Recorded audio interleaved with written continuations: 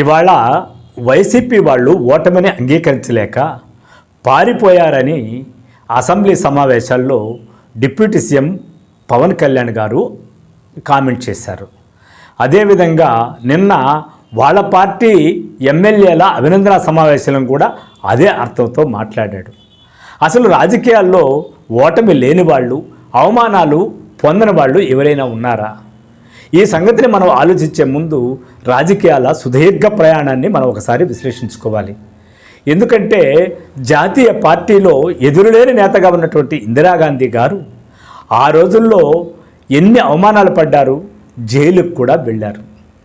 ఆ తర్వాత జనసంఘ పార్టీగా ఉన్నటువంటి నాయకులు వాజ్పేయి గారు, అద్వానీ గారు ఎన్నేళ్ల పాటు వాళ్ళు ఇద్దరే రాజకీయాలు చేస్తూ మేరు నగదీరంగా బలంగా ఉన్న కాంగ్రెస్ పార్టీ వైపు నుంచి అవమానాలు పొందలేదు. ఆ తర్వాత 2 సీట్లతోనే పార్లమెంటులో కాంగ్రెస్ పార్టీని ఎదుర్కోలేదు, అవమానాలు పొందలేదు. ఇక మన రాష్ట్రం సంగతికి వస్తే ముఖ్యంగా వైఎస్ రాజశేఖర రెడ్డి గారు నిత్య అసమ్మతి నాయకుడిగా ఎన్నాళ్ళు రాజకీయాలు చేయలేదు. చివరకు తన సొంత పార్టీ నుంచి ఎన్ని అవమానాలు పొందలేదు.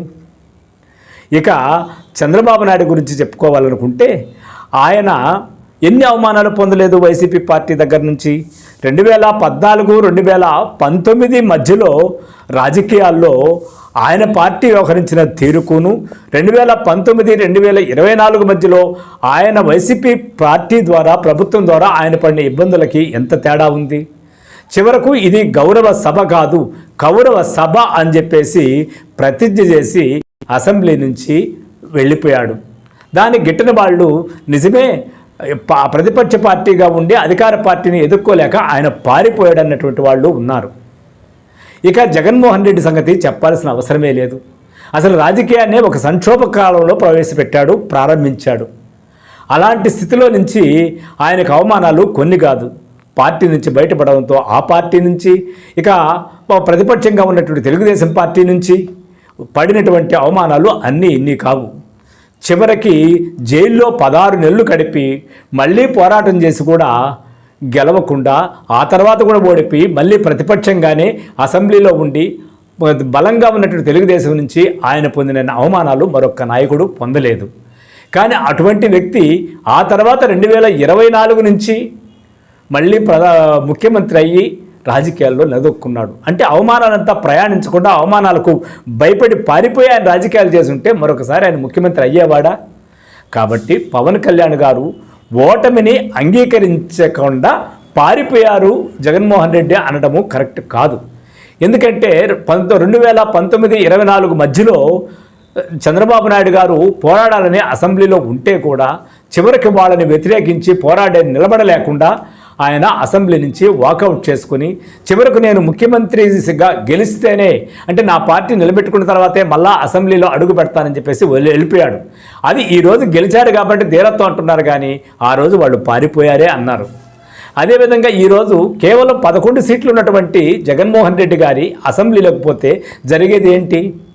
164 మంది సభ్యుల మధ్యలో 11 మందిగా ఉన్నటువంటి సభ్యులుగా ఉండేటప్పుడు ఆ నాయకుడు మాట్లాడే మాటలకు కానీ విమర్శలకు కానీ సద్విమర్శగా తిరిగి సమాధానం చెప్పేటటువంటి సంస్కృతి ఈరోజు అసెంబ్లీలో ఉందా? నేను చెప్పేది ఇక్కడ జగన్మోహన్ రెడ్డి పార్టీ వాళ్ళు పత్తిత్తులు, తెలుగుదేశం పార్టీ వాళ్ళు పనికిమాలు అని చెప్పడం లేదు. వాళ్ళు ప్రతిపక్షంలో ఉన్నా, వీళ్ళు ప్రతిపక్షంలో ఉన్నా, ఇప్పుడు ఉండేటువంటి అసెంబ్లీ సంస్కృతిలో విమర్శలకి, వ్యవహారాలకి ఆరోగ్యకరమైన చర్చ జరిగే పరిస్థితి లేదు. కాబట్టి 23 మంది ఉన్నటువంటి చంద్రబాబు నాయుడు గారు ఎలా బయట వెళ్ళిపోయారో 11 మందే ఉన్నటువంటి జగన్మోహన్ రెడ్డి కూడా అసెంబ్లీకి వెళ్ళలేని పరిస్థితి రాజకీయాలకు వచ్చేసే తప్ప భయపడో పారిపోయో జగన్మోహన్ రెడ్డి వెళ్ళేటట్టుగా ఉంటే అసలు రాజకీయాల్లో ఎవ్వరూ నిలబడలేరు. ఎక్కడా కానీ తగ్గడం అనేది రాజకీయాల్లో అవమానాలు పొందడం అనేది సహజం.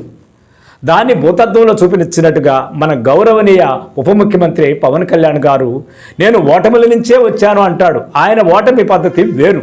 ఎందుకంటే ఆయన యొక్క మొండి ధైర్యము, అభిమానుల యొక్క అండతో రాజకీయాలు చేసుకుంటూ వెళ్ళాడు. అంతవరకు ఒక అధికార హోదాని అనుభవించిన వ్యక్తి మొండితనంతో వెళ్ళాడు. అటనే ఆయన్ని మనం తక్కువ నాయకుడిగా మనం అంచనా వేయటం లేదు.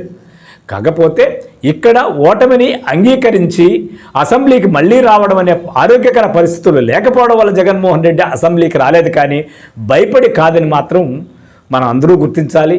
అదేవిధంగా గౌరవనీయ ఉప ముఖ్యమంత్రి పవన్ కళ్యాణ్ గారు కూడా రాజకీయాల ప్రస్తుత స్థితిని ఆ విధంగానే అంగీకరించి ఆ విధంగా వీలైతే సంస్కరణలకు ఇతర నాయకుల్ని ప్రతిపక్ష నాయకులు దూషించనని ఆయన చెప్పేటటువంటి నీతికి కట్టుబడి తన నాయకులందరినీ కూడా ప్రిపేర్ చేసుకుంటే రాజకీయాలు ఆరోగ్యకరంగా ఉంటాయని పొలిటికల్ రివ్యూ భావిస్తోంది. సో ఫ్రెండ్స్, నా యొక్క విశ్లేషణ కానీ మీకు అందరికీ నచ్చినట్లయితే నా పొలిటికల్ రివ్యూని సబ్స్క్రైబ్ చేసుకోండి, కామెంట్ చేయండి, షేర్ చేయండి, లైక్ చేయండి. Thank you.